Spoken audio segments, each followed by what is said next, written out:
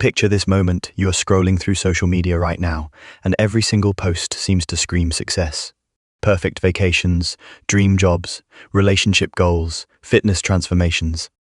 Everyone looks like they've got life figured out while you are sitting there, wondering what is wrong with you. But here is the mind-bending truth that nobody talks about. Every single person behind those highlight reels has a secret vault of failures, so devastating that they've literally rewired their entire nervous system. You see, we've been sold this massive lie about how success actually works. Society tells us that winners are people who avoid failure, but neuroscience reveals something completely opposite. The people who seem most unstoppable today are actually the ones who've been shattered so completely that they've developed what researchers call antifragility. They don't just bounce back from chaos. They get stronger because of it. Let me blow your mind with something most people never realize. Right now, as you are reading this, your brain is constantly making predictions about what is going to happen next. When those predictions are wrong, when you fail, your brain doesn't just register disappointment, it goes into overdrive, creating new neural pathways, strengthening connections, literally evolving to handle uncertainty better. This is why people who've never truly failed often crumble when life finally hits them hard. Their brains haven't built the infrastructure for resilience because they've never needed it. They're like muscles that have never lifted heavy weights, strong in theory, but untested in reality. But here is where this gets really fascinating. When you dig into the stories of people who've created extraordinary things, you don't find smooth sailing. You find catastrophic failures that would have ended most people's dreams forever. Walt Disney was fired from a newspaper because his boss said he lacked imagination and had no good ideas. Oprah was told she was unfit for television news. Stephen King's first novel was rejected 30 times before someone finally said yes. Now, you might think, sure, but those are famous people. They had something special. But that is exactly backwards. They became special because of how they processed their failures, not in spite of them. They developed what psychologists call a growth mindset, the ability to see setbacks as information rather than verdicts. A guy whose story will completely change how you think about failure. At 25, he launched a tech startup with his college roommate. They raised money, hired employees, got featured in magazines. Marcus thought he'd made it. Then the company imploded spectacularly. Not just failed, imploded.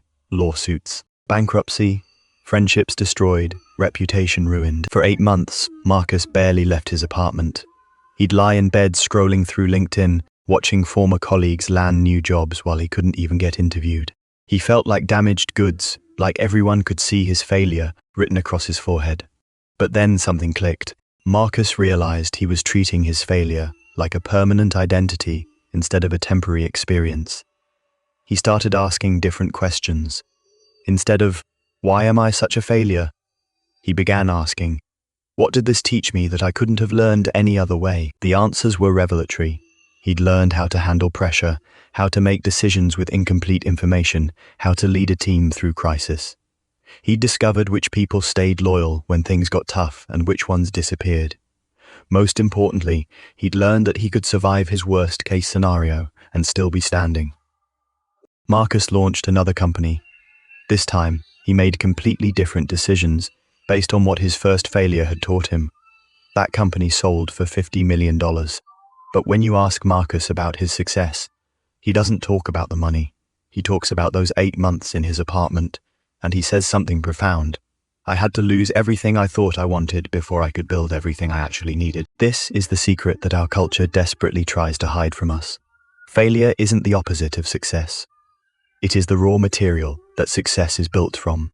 But we've created this massive blind spot around this truth, because admitting it would mean acknowledging that our entire educational system, our corporate culture, our social media reality is built on a fundamental misunderstanding of how human beings actually grow. Think about how we're taught to approach life from childhood. Get good grades, follow the rules, avoid mistakes, don't take risks. We're literally trained to fear the exact experiences that would make us stronger, wiser, and more capable of creating something meaningful. But here is what happens when you actually embrace failure as a teacher instead of an enemy. Your entire relationship with risk changes. You stop making decisions based on avoiding worst-case scenarios and start making decisions based on maximizing learning opportunities. You become what researchers call antifragile, not just resilient, but actually strengthened by stress and uncertainty. Let me share something that might make you uncomfortable, but is absolutely crucial to understand.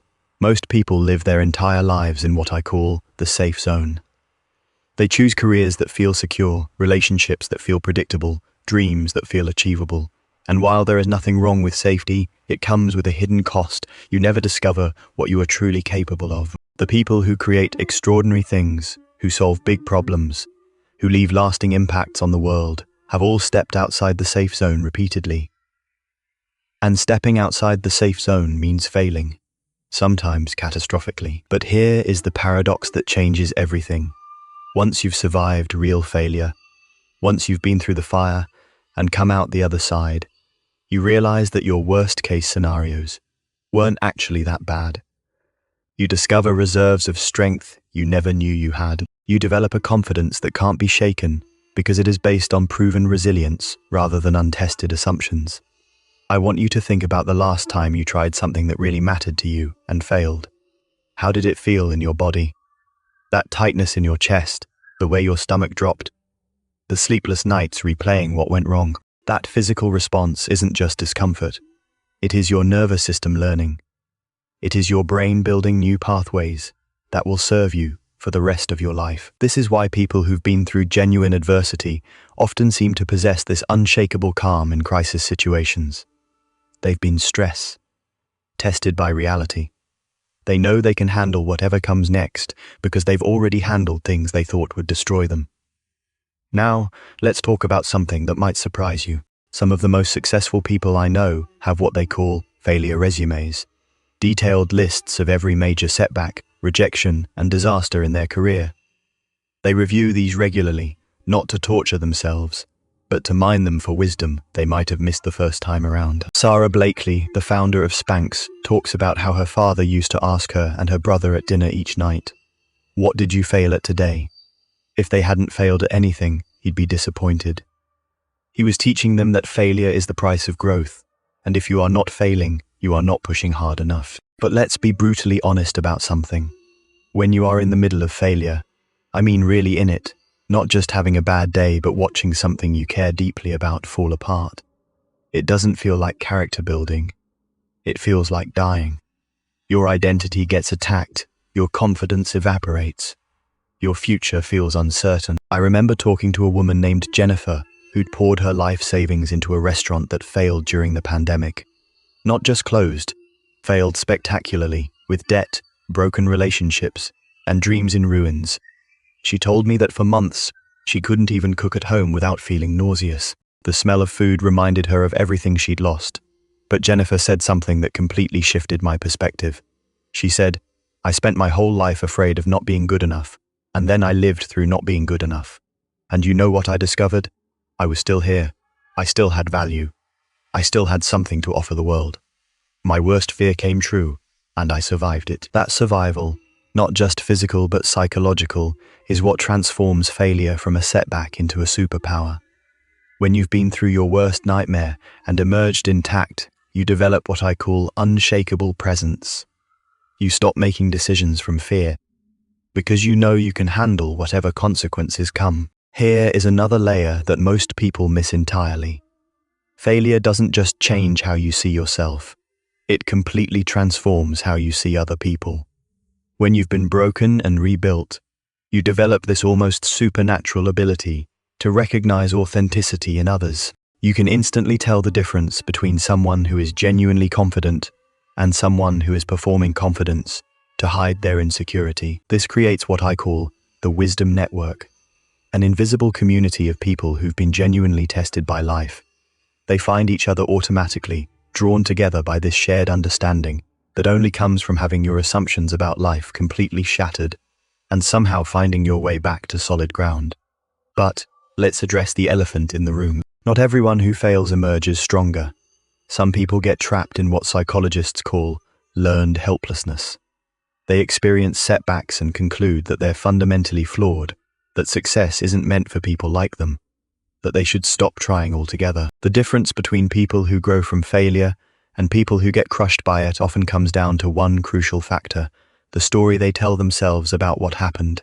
This isn't just about positive thinking. This is about literally rewiring your brain's interpretation system.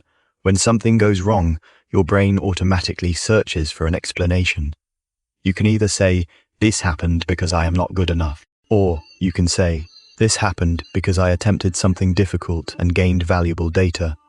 Same event, completely different neural pathways activated, completely different future outcomes created. Neuroscience shows us that people who interpret failure as feedback rather than verdict develop what is called cognitive flexibility, the ability to adapt their thinking when circumstances change. This flexibility becomes a massive advantage in a world that is constantly evolving. Here is something that might revolutionize how you think about your own setbacks. Every failure contains what I call hidden intelligence. Insights that are only visible in retrospect, lessons that couldn't be learned any other way, strengths that only emerge under pressure. Think about a time when something you wanted desperately didn't work out. At the time, it probably felt like the universe was conspiring against you. But looking back now, can you see ways that apparent failure redirected you towards something better? Can you identify skills you developed, people you met, or insights you gained that wouldn't have happened otherwise? This isn't about pretending that failure feels good. It doesn't. It is about recognizing that failure often contains gifts that success never could. Success confirms what you already believe about yourself. Failure forces you to discover who you really are underneath all your assumptions. Let me share a personal story that illustrates this perfectly. 5 years ago, I was absolutely certain I knew what my career should look like. I had a detailed plan, clear goals, and unwavering confidence in my path. Then everything fell apart. The industry changed, my skills became obsolete overnight, and I found myself starting over at an age when I thought I'd have everything figured out. For months, I felt like a complete failure. I questioned every decision I'd ever made, every assumption I'd held about my abilities and my future. But slowly, something interesting began to happen.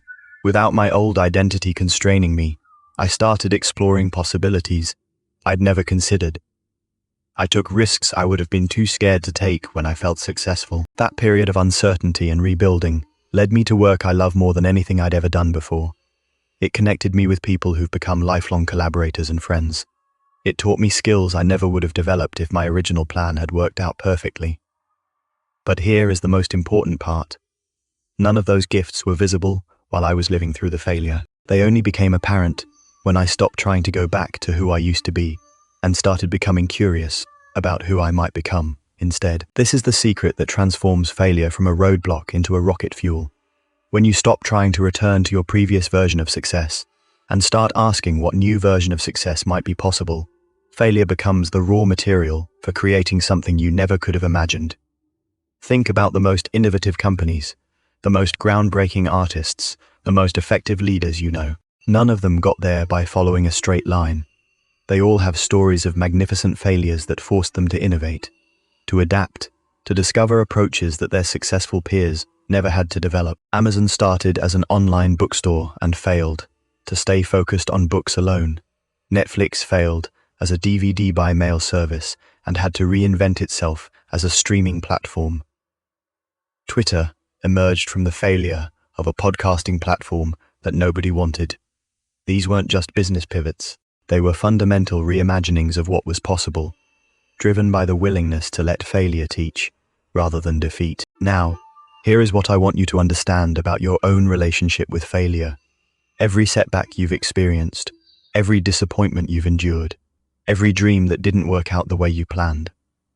All of that has been building something inside you that people who've never been tested simply don't possess. You've developed what researchers call stress inoculation, the ability to remain calm and effective under pressure because you've been there before. You've built cognitive flexibility, the capacity to adapt your thinking when circumstances change. You've cultivated authentic confidence, faith in yourself that is based on proven resilience rather than untested assumptions. But most importantly, you've developed what I call failure fluency, the ability to extract wisdom from setbacks quickly and efficiently without getting stuck in shame or self-pity. This skill becomes more valuable every year as the pace of change accelerates, and the ability to fail fast and learn quickly becomes the ultimate competitive advantage. So here is my challenge for you. Stop treating your failures like shameful secrets you need to hide. Start treating them like advanced degrees in resilience that you've earned through real-world experience. Stop apologizing for your setbacks. Start recognizing them as evidence that you've been brave enough to attempt difficult things. Your failures aren't proof that you are destined to fail in the future. They're proof that you are willing to risk disappointment in pursuit of something meaningful. They're credentials that show you've been tested by reality and survived. They're the foundation upon which your most authentic success will be built. The next time life knocks you down, and it will, because that is what life does to everyone who is truly alive, remember this: you are not falling behind. You are not proving your inadequacy. You are not confirming your worst fears about yourself. You are joining the ranks of everyone who has ever done anything worth doing. You are earning your place in the invisible community of people who've been genuinely tested and emerged stronger. You are developing the kind of wisdom and resilience that can only come from having been broken and choosing to heal better than before. Your failures aren't the end of your story. They're the plot twists that make your story worth telling. They're the raw material from which your greatest contributions to the world will be forged. They're the secret training ground where tomorrow's unstoppable version of yourself is being built. So embrace them, learn from them, let them teach you, because in a world full of people trying to avoid failure, the person who knows how to dance with it will always have the advantage. Your brutal past isn't holding you back. It is propelling you forward toward a future that is more authentic, more resilient, and more extraordinary than anything you could have created from the safe zone. The question isn't whether you'll fail again.